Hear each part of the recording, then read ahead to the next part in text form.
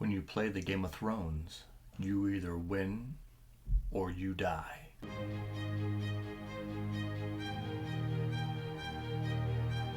Be more than human. Hello and welcome back to the channel, all my fellow more than humans out there. My name is Joseph Carroll.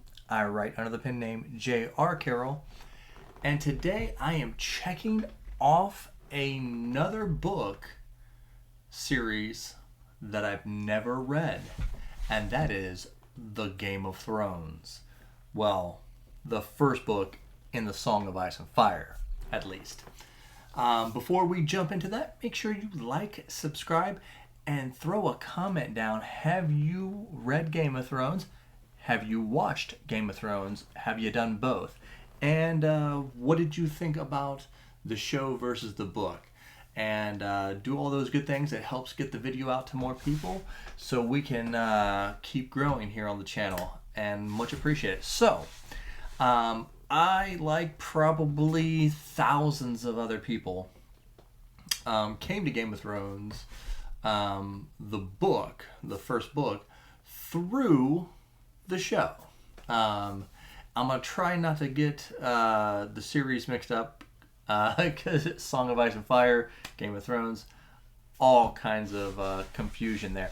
But I started this channel about a little over a year ago, and started chopping away at a lot of series, and I made a video, I want to say at the end of last year, about like 10 book series that I haven't read that I need to read, and so I've been trying to get to those. And I've been meaning to get to this one for a while, and it kind of sat on the back burner because it's like a 900-page book, and I just wanted to try to catch up with all everybody for all these series. So I finally got to it, and boy, am I glad I did. I wouldn't say that this is my it's gonna break into my top 5 all time, but it was really good. And if you all know me, I love first person perspective. I think you can get closer to a character through that, and I just like staying with one person generally, but this book and George R.R. Martin may have done the large ensemble POV better than anyone else. And if you've watched my channel for any length of time, you know that I've stopped Malazan 3.5 books in. Just so much jumping back and forth, so many characters, so many POVs, and I just thought maybe those aren't for me. Maybe books with so many POVs just weren't going to be, my type of books. And then I read Game of Thrones. And George does such a great job at making you feel okay that he's hopping in and out of characters. And maybe it's because I watched the show that I already had some interest. Maybe that's a thing. I don't know. Any of you who watched the show before you read the book, let me know. One cool thing is there's a book I read years ago in high school, Eaters of the Dead. It is the book that the movie 13th Warrior was made out of. And I had seen 13th Warrior before I read that book, and I really think that made that book so much more enjoyable. I could just see the characters' faces in my head, like, oh, it's Antonio Banderas, and blah, blah, blah. And this is kind of the same thing. They are described a little bit different in the book.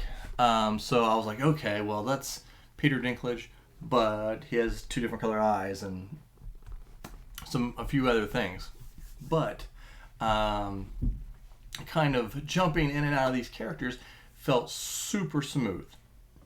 I wasn't put off. I didn't feel dragged. And I'll actually say that for a book of its size it felt smoother. There were still some parts that I felt drag. Like I said, I have the rule of 700. Any book over 700 could probably be less. But this book did pretty well. Did pretty well for being as long as it was. I still hate Joffrey just as much as I did in the show. I've heard he gets way worse in the books than he does in the show. I love Danny, Khaleesi in this book.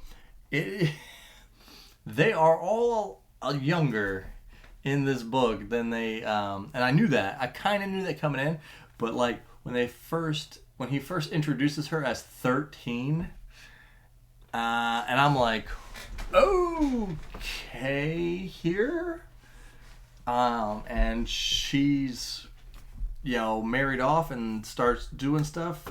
She might have been 14 when that stuff went down, maybe. So that kind of threw me off here. And some people have, I've seen other booktubers talk about it was so dark and stuff like that. And I think that George R. R. Martin is a great student of history because this is really close to how things actually were. People backstabbing people. Everybody's trying to take everybody out if you're not in your family. I mean, we live in the least violent time in human history. Like, even when it's really bad here, that's a normal day back when this time frame when this was set. I think he nails the time period that he's shooting for. One thing I will say is, like, okay, I tried to kind of turn off my show brain and just like try outside of like what the characters look like. Try to turn that off and just go into the book and try to just be like a first time reader as much as I could, and just seeing the characters like it's the way he's writing is like you just know.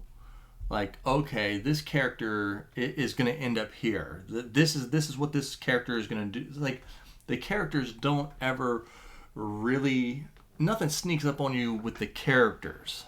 Now, a lot of the stuff, a lot of the moving parts are very surprising and very sneakily done by George.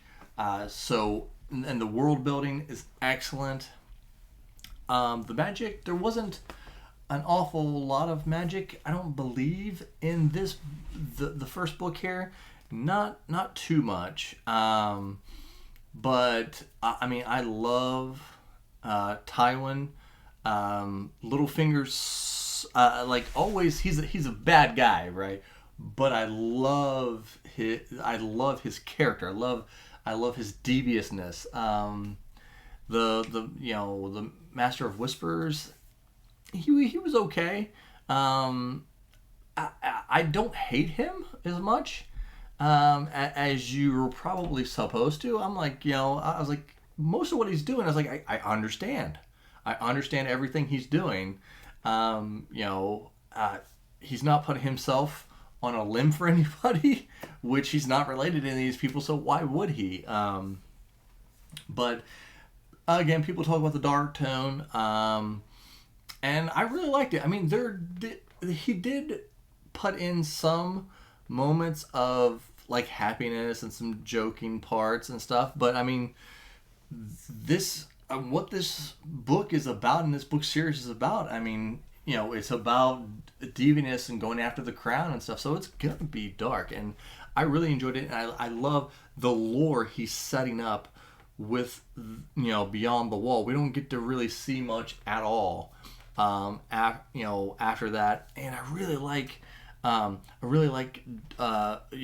Dany's internal struggle and how she felt about Khal Drogo, and just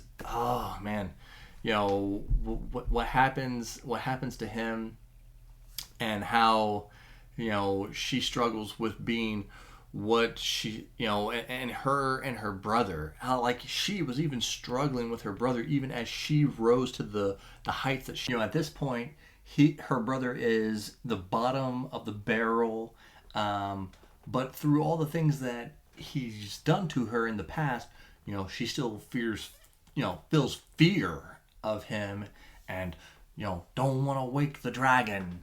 But so I'm just so glad what we get to see happens to him, because that was one of my favorite parts of the entire show. I just that guy is he's just an asshole, and I'm glad he got what was coming to him. Now talking about, I came into this expecting that George's prose were going to be these super purple prose, were going to be, kind of hard to follow, but they were actually pretty simple.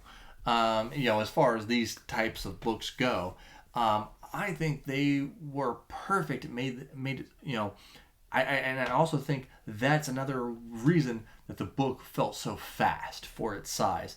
I assumed I was going to come in and get bogged down by the prose, but was in no way the case. So, another great mark for George there.